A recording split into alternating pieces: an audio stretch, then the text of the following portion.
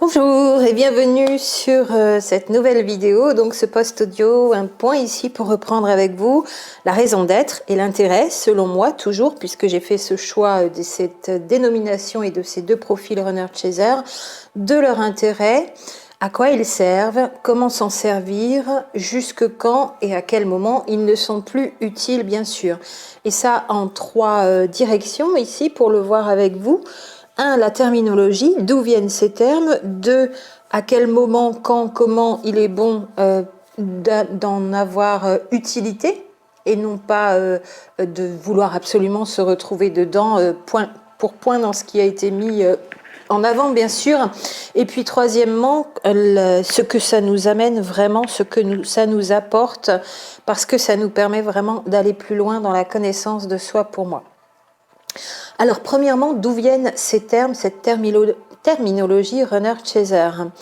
Ces deux dénominations viennent au départ, donc en arrivant ici en France après, de la description des chaînes et des blogs, de la description flamme jumelle de ces deux profils, donc sur tous ces supports, et notamment avec YouTube qui a beaucoup plus permis aux personnes de mettre ces termes en avant, et notamment dans les vidéos en langue anglaise, bien sûr. À quand remonte la première fois que ces deux termes runner-chaser ont été utilisés? Là, il est plus difficile de le savoir.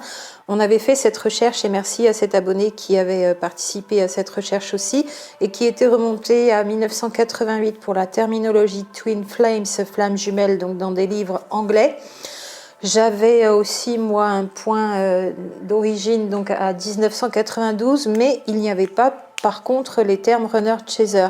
Donc, pas facile de savoir qui a commencé à les utiliser ou même qui les a mis au point.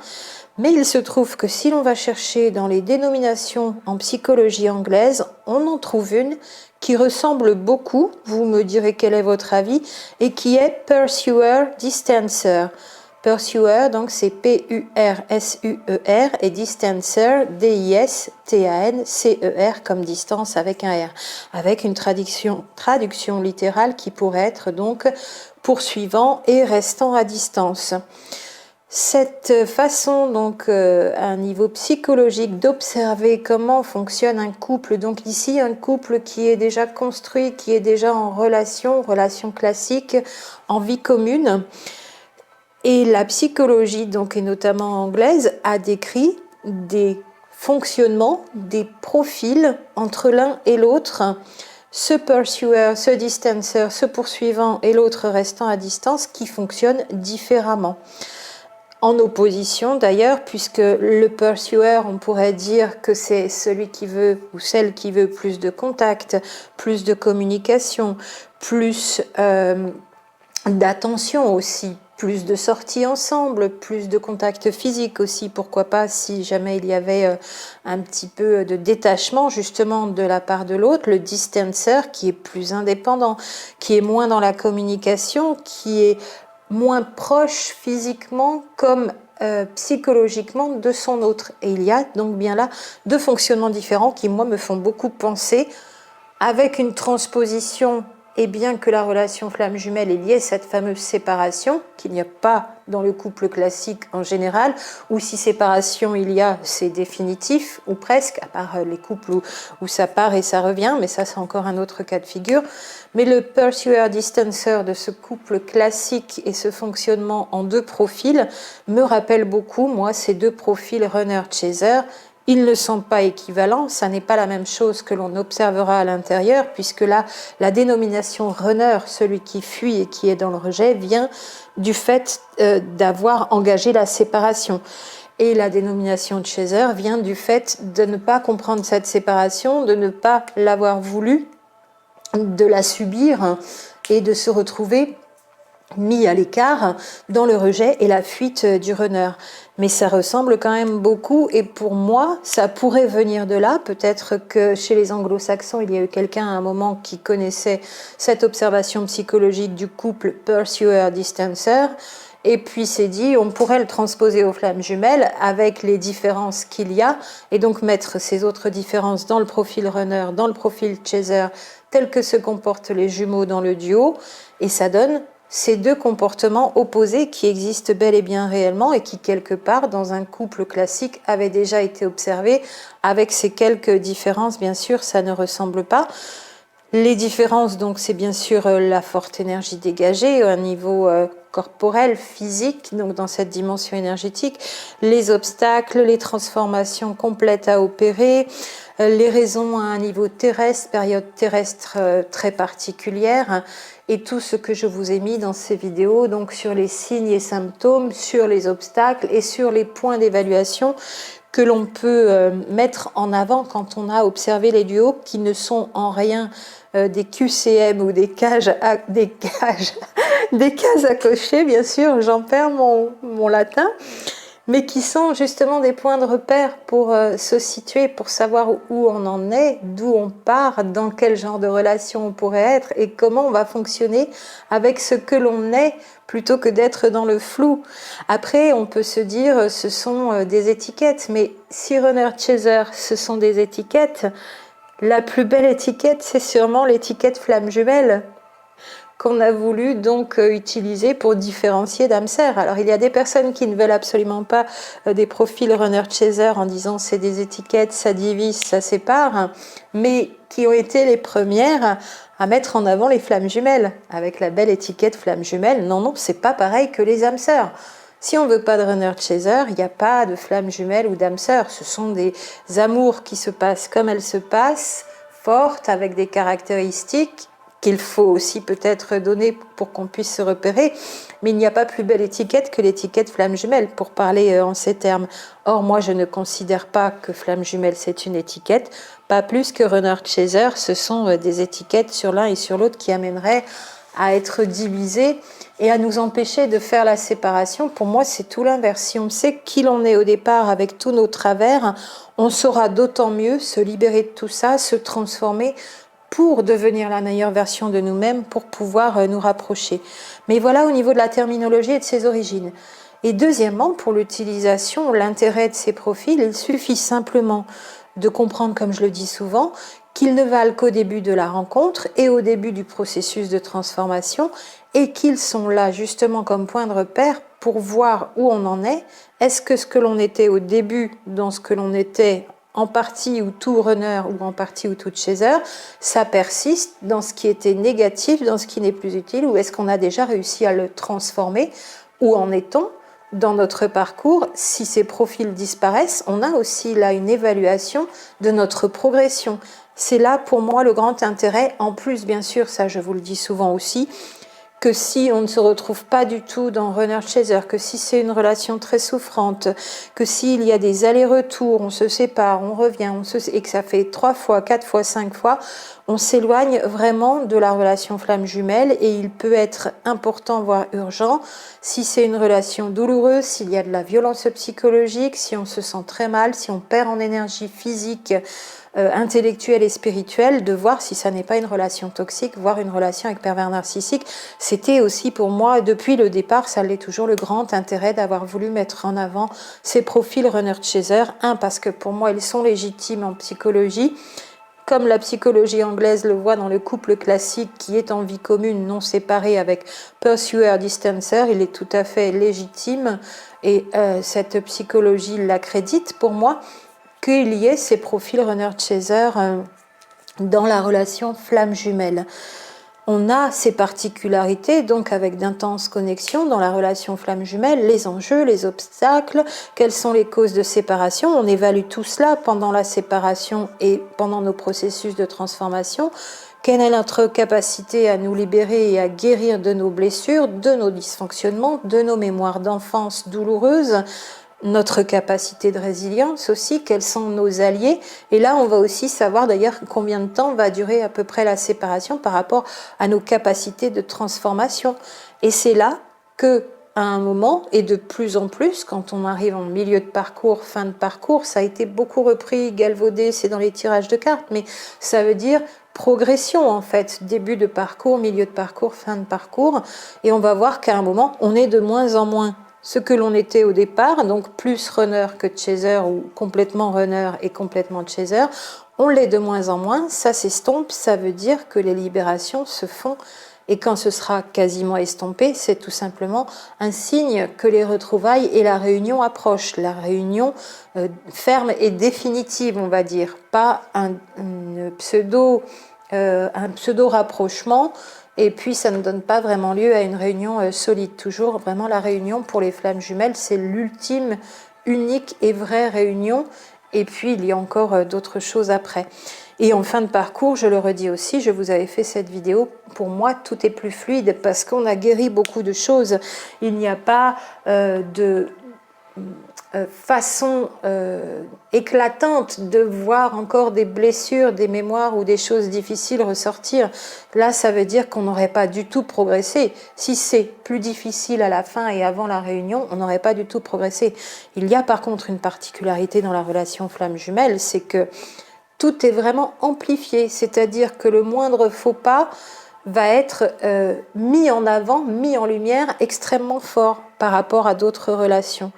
Et ça nous montre tout de suite en effet miroir et en opposition à l'autre. Opposition, ça ne veut pas dire combat, ça veut dire on fonctionne avec des caractéristiques opposées, avec des grandes différences qui sont vraiment aux antipodes, comme le plus et le moins. Alors plus ou moins selon les domaines spirituels, psychologiques, donc affectifs, les sentiments, et puis le domaine corporel, physique. Mais c'est ça dans l'opposition flamme jumelle pour moi. Et si c'est encore des temps de crise avant la réunion, avant les retrouvailles, alors qu'on a déjà un parcours d'1 an, 2 ans, 3 ans et plus, ça ressemble à une relation tout autre. Peut-être même, sûrement d'ailleurs, une relation toxique. Pour moi, ça s'estompe au rythme des guérisons, ces profils et les problématiques, ce qui nous sépare, les fausses croyances, les peurs, tout ce qui nous met en opposition parce qu'on a des profils opposés, ça s'estompe, ça devient plus fluide, ça devient plus serein et la paix s'installe en chacun, chacune de plus en plus et la paix s'installe dans le duo. C'est dans cette séparation donc que toutes les flammes jumelles vont avoir un grand intérêt à voir où elles en sont dans le point de départ et tout au long, et à voir ce qu'il y a à faire en fonction. Les profils runner chaser pour moi servent à ça, voir ce qu'il y a à faire par rapport à la connaissance de moi-même que j'ai. Ça, ce sera le 3e point. Pour le redire aussi, pas que la séparation soit une bonne chose. Je ne m'exprimerai pas en ces termes, dans le sens c'est une bonne chose, c'est un cadeau, je ne le prends pas comme un cadeau. C'est très incompréhensible, c'est pas confortable à vivre, voire très triste quand elle arrive, cette séparation. Et si elle intervient, c'est parce que nous dysfonctionnons, parce que nous avons beaucoup de choses à libérer et à guérir, et que nous avons tout cela à alléger. Si nous n'avions pas tout cela, nous ne serions pas séparés, nous serions restés ensemble. Et ce serait une très bonne chose, parce qu'avec un tel amour, les personnes sont faites pour être ensemble. Or, l'amour est une énergie d'attraction, et s'il y a séparation, c'est bien parce que toutes les peurs, toutes nos douleurs, toutes nos souffrances, tous nos mécanismes erronés qui font de nous soit un chaser, soit un runner, ces peurs, c'est une énergie de répulsion. Voilà pourquoi il y a séparation, non pas comme un cadeau, mais elle est là, c'est un constat, parce qu'on a besoin de libérer et de s'alléger pour guérir. Il nous faut en passer par là, c'est pas toujours amusant, et d'ailleurs on peut en avoir parfois marre, c'est tout à fait légitime, on a le droit, on accueille aussi ce genre de sentiments. Nous sommes à une époque terrestre de grands changements où il nous est demandé beaucoup, où on a vécu de l'autre côté du voile et on est en train de faire nos levées du voile à un niveau personnel aussi, dans cette matrice inversée où on nous a complètement conditionnés, où même les êtres humains sont en esclavage. Et puis donc, troisièmement, runner-chaser, pour moi, que l'on s'y retrouve un peu ou beaucoup. Si l'on s'y retrouve pas du tout, on est en dehors de la relation flamme jumelle pour moi. Mais que l'on s'y retrouve un peu ou beaucoup, moi, quand quelqu'un me met des infos sur comment se comporte le runner dans ce qui a été observé, comment se comporte le chaser, ça me permet de faire un grand retour à moi-même pour aller profondément dans une connaissance de moi-même qui va m'apporter beaucoup. Et d'ailleurs, de mettre aussi en 2 colonnes Mécanisme erroné, mécanisme qui me servent, ou qualité, défaut si vous voulez, enfin défaut, qualité dans l'autre sens, et d'aller vraiment creuser dans une grande connaissance de soi, d'aller à la rencontre de soi-même, dans l'accueil de soi-même sans jugement. C'est par la connaissance de soi qu'on arrive petit à petit à l'amour de soi. Il y a beaucoup de choses entre les deux aussi, mais sans connaissance de soi par un retour à soi, pas d'amour de soi, et donc pas de guérison et pas d'amour inconditionnel à incarner dans un duo flamme jumelle sur Terre. Donc cet intérêt pour la connaissance de soi approfondie des profils runner et chaser, pour moi, est vraiment aussi complètement légitimé par toutes les observations que l'on peut faire, comment fonctionne l'un, comment fonctionne l'autre, qu'est-ce qu'il y a dans ce profil, qu'est-ce qu'il y a dans l'autre, et sur les 3 niveaux sur lesquels moi je travaille aussi, donc spirituel, psychologique et physique, toujours physique, dimension énergétique, quels sont les besoins, quels sont les manques, quels sont les conditionnements, les réactions démesurées ou erronées de l'un et de l'autre, pourquoi, d'où ça vient, quel genre d'enfance pour l'un et pour l'autre, ça c'est ce que l'on voit tout le temps, et ça donne ces profils runner et chaser, on ne peut que le constater. Après on s'y retrouve un peu ou beaucoup, c'est vrai, c'est un gros travail de décryptage pour les personnes qui se sont aventurées à le faire, et sur de nombreux témoignages, pas simplement reprendre ce qui avait déjà été fait, et puis sur plusieurs chaînes, et ça fait un mélange qui ne veut plus rien dire, ça ne ressemble plus à rien, à tel point que la facilité après serait de dire oui, mais en fait les runners des fois peuvent être comme les chasers et les chasers peuvent être comme les runners. Peu importe d'ailleurs si on utilisait la dénomination féminin ou masculin, ce serait pareil. Si les runners sont un peu comme les chasers et les runners un peu comme et les chasers un peu comme les runners, il n'y a donc plus de profil. Et s'il n'y a plus de profil, pour moi, il n'y a plus de flammes jumelles. Donc on parle juste de duos, de couples qui ont des difficultés relationnelles. On n'est plus dans tous les aspects que j'ai pu constater moi grâce à tous vos témoignages, en partant de ma propre expérience personnelle toujours, et que je vous ai décrypté dans les signes et symptômes, dans les 12 obstacles, dans les 12 points d'évaluation. Je le répète, ça n'a pas été fait dans cet état d'esprit.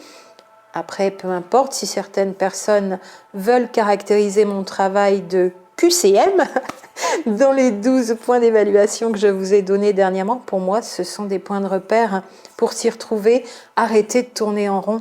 Moi, j'aime bien avancer et non pas tourner en rond.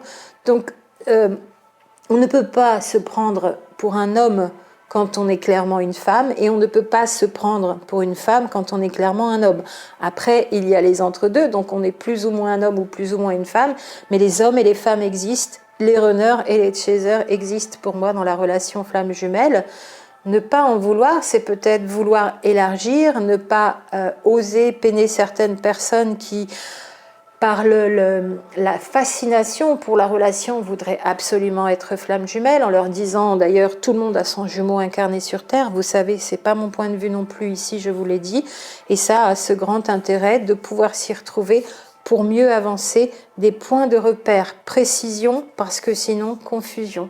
La précision, pour moi, notamment aussi dans la communication par rapport aux termes employés et bien définis, permet de bien se comprendre. Une bonne compréhension permet de bien avancer parce qu'on avance sur des bases solides, des choses claires, des choses comprises, des choses sur lesquelles on se met en accord les uns et les unes avec les autres. Alors pour conclure, c'est vrai que runner chaser, donc il y a beaucoup d'attributs à l'un et à l'autre. Ça a été vu d'ailleurs déjà avant moi, et moi j'ai complété, j'en suis à 150 caractéristiques pour chaque. Ça n'est pas issu d'une quelconque autre chaîne, ni française ni anglaise. J'ai choisi cette terminologie en âme et conscience parce que je m'y retrouvais pleinement aussi côté chaser. D'ailleurs, je dis toujours, je me retrouve dans le profil chaser et non pas je suis chaser, parce que le je suis, c'est déjà une identification. Et ça, c'est vrai que c'est l'identification de l'ego à un personnage, le personnage chaser. Et là, ça pourrait coincer, effectivement. C'est je me retrouve avec des attributs chaser ou runner, et je me retrouve avec des attributs de la relation flamme jumelle. Ça a l'air d'être une petite nuance, mais ça fait vraiment effectivement la différence au niveau de l'ego Je suis ceci, je suis cela. Je suis ingénieur. Je suis propriétaire d'une maison à 350 000 euros. J'ai une voiture de telle marque. Ça, c'est l'identification de l'ego à tout ce qui est extérieur. Et de dire je suis chaser, ça pourrait déjà y ressembler. Donc, je me retrouve avec des caractéristiques chaser. Là, on comprend déjà qu'on est proche et prêt à s'en détacher parce qu'on observe simplement que ce sont des mécanismes erronés et qu'on pourra s'en débarrasser. Voilà pour ces précisions ici.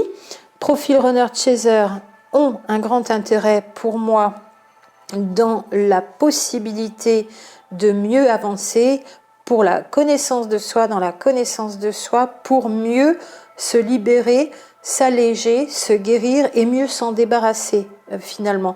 Ils existent déjà dans une partie de la psychologie, on l'a vu avec Pursuer Distancer en psychologie anglaise, donc dans des couples classiques qui sont en relation et qui sont en vie commune.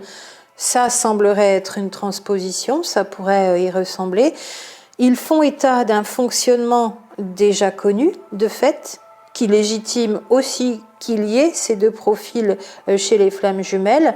Ils ne sont pas là pour séparer, pour diviser, pour empêcher la réunion. Je vous avais fait cette vidéo numéro 77 déjà en posant un point d'interrogation derrière la question, donc trop de définitions amène-t-elle à l'exclusion? Point d'interrogation avec mes deux petits singes orchidées pour la vignette. Vous pourrez aller retourner voir cette vidéo numéro 77 qui vous donnait déjà dès le départ de la chaîne ma philosophie sur ce choix de runner chaser, des caractéristiques, des profils, des façons de fonctionner, des mécanismes, des modes réactionnels qui sont bel et bien d'un côté plus et de l'autre moins, ou complètement d'un côté, pas du tout de l'autre, selon les traits de caractère que l'on prend.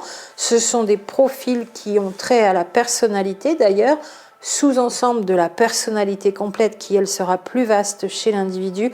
Et pour moi, l'intérêt, donc, c'est vraiment d'avoir des points de repère, de pouvoir aussi se situer quant à la relation, mais ne pas s'être situé quant à la relation n'empêche pas d'avancer, et surtout de voir ô combien, au long du parcours, dans la séparation, avec nos transformations, nos libérations, on a réussi à s'en débarrasser, puisqu'à la fin, ça c'est la philosophie de ma vidéo sur la fusion des égos, on va avoir deux personnes, deux égos qui se seront un petit peu dissous, voire qui auront bien fondu, et deux personnes qui convergent parce qu'elles se ressemblent de plus en plus, les qualités de l'un ayant été absorbées quelque part par l'autre et vice-versa, et les défauts d'un côté et de l'autre ayant en grande partie disparu.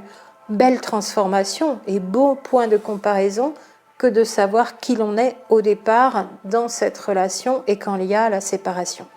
Voilà pour ce point ici, ces précisions. J'espère que ça vous aura apporté encore des ultimes compréhensions du pourquoi moi j'ai choisi ces profils, loin de vouloir empêcher la réunion.